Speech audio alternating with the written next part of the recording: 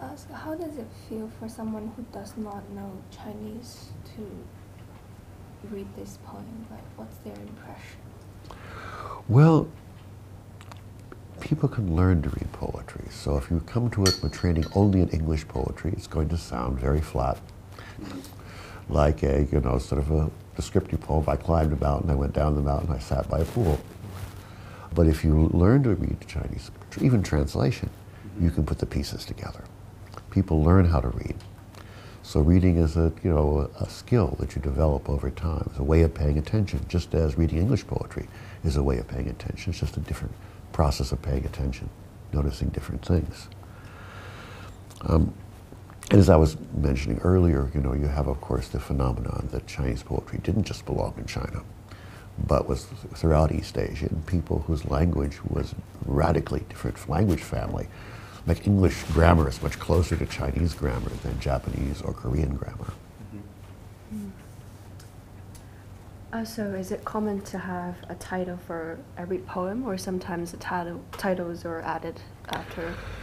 I think we use the word title and maybe the wrong. I mean, I'm sure sometimes titles are added later, but it's just the occasion, the context for reading this poem. And of course, when you write a scroll or do a book, you have to have a title to divide one poem from the other. Otherwise, you're just reading. Since there's no there's no punctuation, no line division like we have in the English translation. And imagine when he first wrote this poem, he would have written it down in a scroll or probably on a sheet of paper, more likely, or maybe what they call it a strip of four lenses.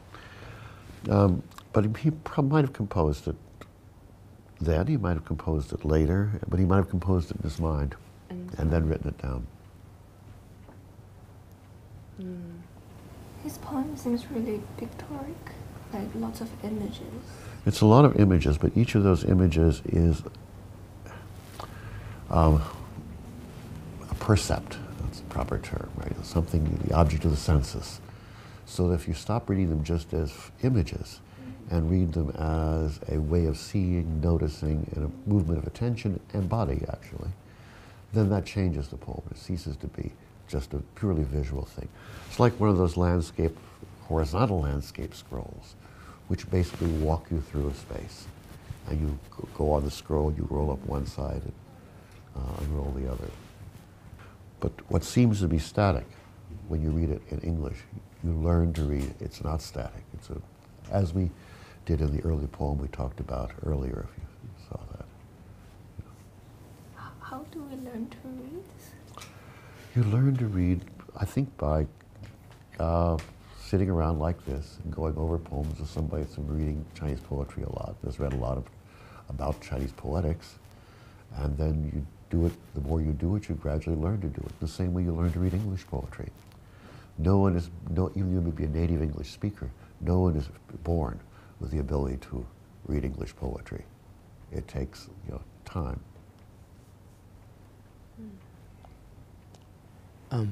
Would you mind reading it in Chinese for us, and I guess us experiencing it from...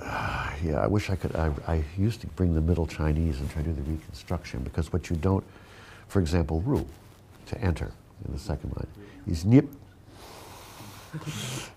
So I should ideally read it in Cantonese. No Cantonese speakers. Okay, oh my gosh, I can't. Okay, 不知香几色，树里入远方，古树无人径，山山何处中？犬声夜为食，日色冷青松。薄暮空堂曲，安禅智度龙。But that's reading it in Mandarin. And of course, Middle Chinese sounded very, very different from Mandarin. So you often find people expressing how moved they are by the sounds of the poem, and they're Mandarin speakers. And you realize that you can be moved by the sounds, but it's partially the association that sounds develop from a history of reading, right? I had some Korean students who were trained in traditional, and if Korean pronunciation of Chinese characters is nothing like Chinese or even, and they would read it with great emotion, right? Because they were very familiar with the Chinese poetry, and they learned Chinese traditional reading, the Korean reading techniques. And so what they did was, it was just very moving to them. They were almost ready to burst into tears,